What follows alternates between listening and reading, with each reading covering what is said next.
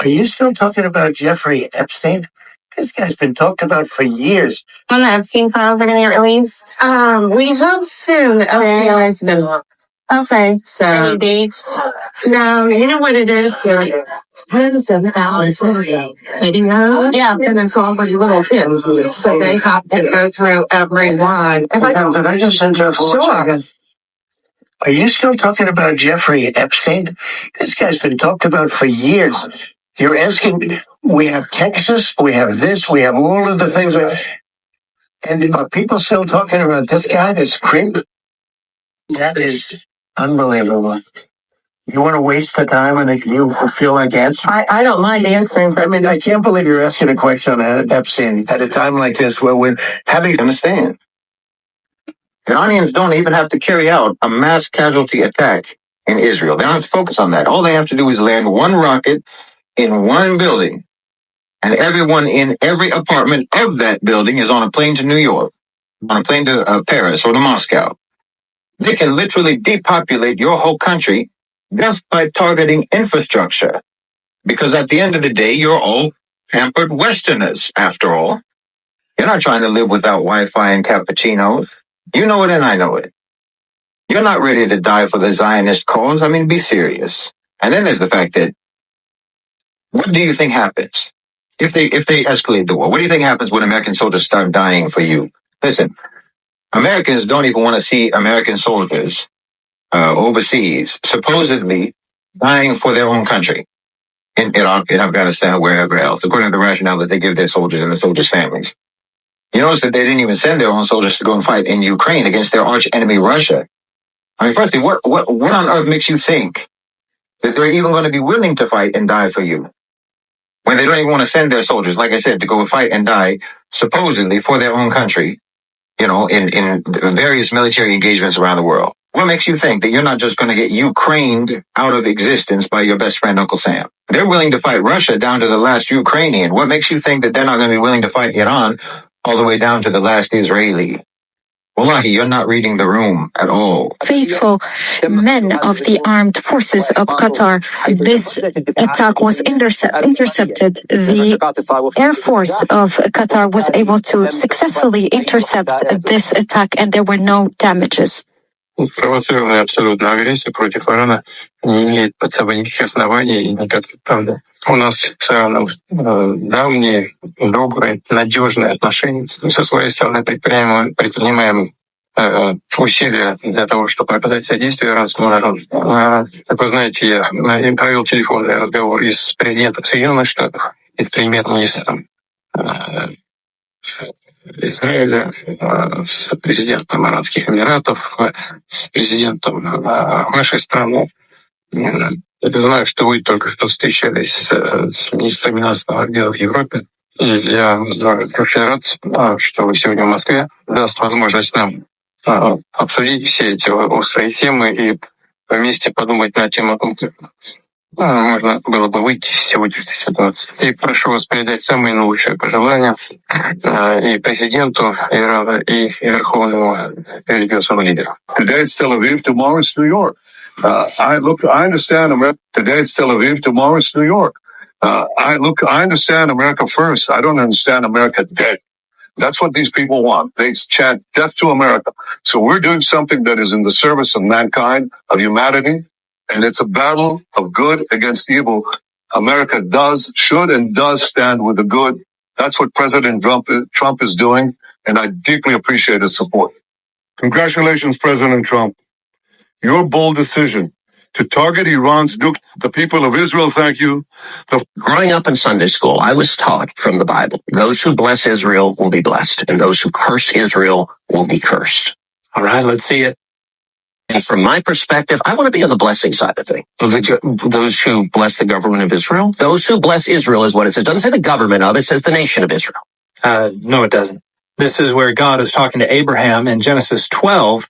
And here is the Hebrew of the relevant passage where God says, "And I will bless the blessers of you, and the cursers of you I will curse, so that all the tribes of the earth or of the land may be blessed by or through you," where Bacha uses the instrumental bait preposition, where this refers to the means or the instrument of achieving that purpose clause, namely the blessing of all the tribes of the earth. So this is talking about Abraham and Abraham's offspring. Now, the reader of Genesis would understand the primary offspring of Abraham to be the nation of Israel. However, the nation of Israel did not necessarily refer to the territory of Israel. It was more commonly used to refer to the people of Israel, which we know ever since the 8th and late 7th and early 6th centuries BCE have been scattered around the world.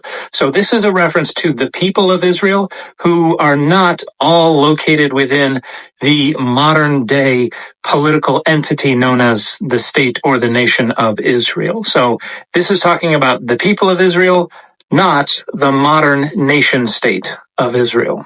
So that's in the Bible. As a Christian, I believe that. No, what you believe is the interpretation that serves your identity politics. Where is that? I can find it to you. I don't have the scripture off the tip of my... Pull out the phone and use the... It's in Genesis. So you're quoting a Bible phrase. You don't have context for it and you don't know where in the Bible it is, but that's like theology? I'm confused. What does that even mean?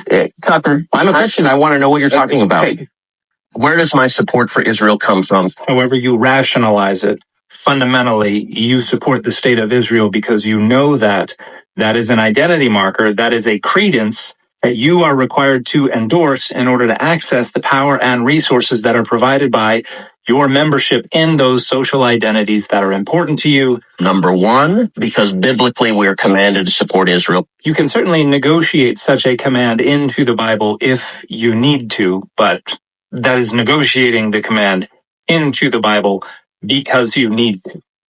But number two, hold on. Hold on. You're a senator, and now you're throwing out theology, and I am a Christian, and I am allowed to weigh in on this. We are commanded as Christians to support the government of Israel? We are commanded to support Israel. Bullshit.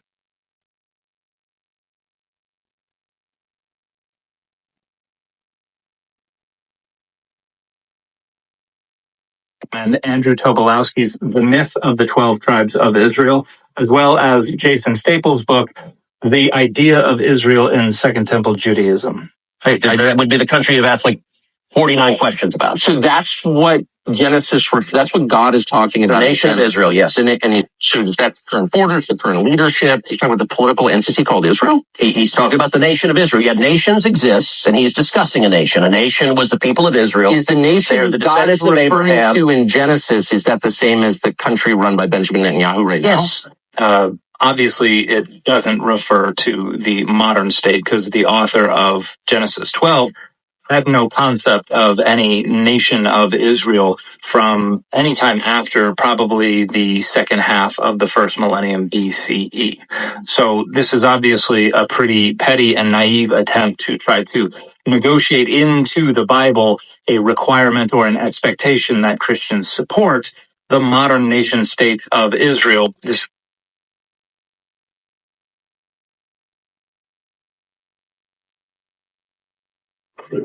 and the fit for this video is Has Been Hotel. This is where the Prophet Muhammad ascended to heaven.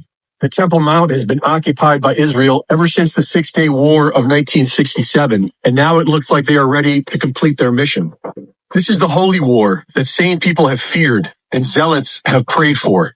They want you to pick a side and to kill each other, but we can always choose peace and learn to love our neighbors. Very simple. They can't have it nuclear all that. We're not going to allow that. You're probably asking yourself, what the heck is going on? What happened? I mean, it seemed like, we were at least on a stable path somewhat with Iran, and now the crap has literally hit the fan. We dive in to first, what is going on? And I want to bring up this article. That's a good report. You should catch it out.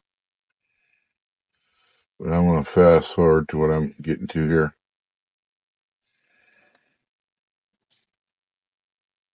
Committees and send cables back to Washington about to me about Palantir's how they co-opt the language of revolution.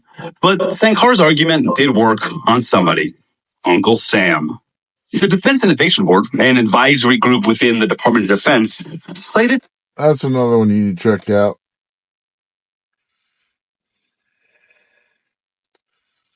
Know where your tech stack is going. An ideal customer for what Palantir. Oh yeah, here's an interesting thing. First, there are many former Palantir employees sprinkled across the Trump administration, from inside Doge to foreign policy advisors to high-level technology appointees. And Palantir co-founder Peter Thiel, heavily invested in the company, is also heavily invested in President Trump and Vice President Vance. He was a major campaign donor to both. Then the stated goal of Doge is to streamline and combine government data, which is exactly what Palantir does. The ways that the government. Yeah, Palantir started in the battlefield. Now they're all over us domestically. Anyway, I digress. Oh, wait, all right. Easy here. To funnel through Palantir. Issues don't go to war easily. Sometimes they have to be bombed into going to war. The bombing of September 11th opened the eyes of Americans to see the great conflict and the great danger that faces us. And once open, then the overpowering will of the majority of the people of the United States, so the steamroller, is inexorably moving to decide this battle. If you take out Saddam's regime, I guarantee that it will have enormous positive reverberations on it. In the 1990s, and I said that the West really doesn't understand militant Islam. So I wrote a book in 1995, and I said that if the West doesn't wake up to the suicidal nature of militant Islam, the next thing you'll see is the militant Islam is bringing down the World Trade Center.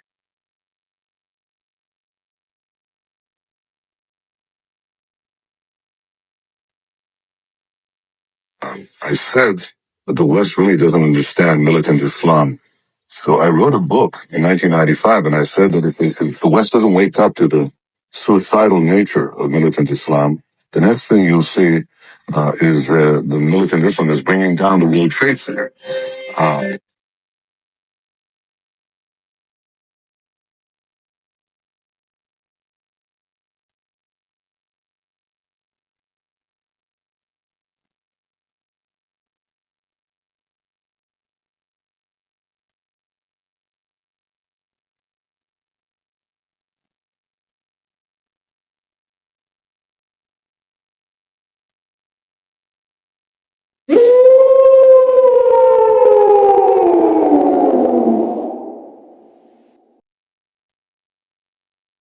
Wonder who they are. Who are they?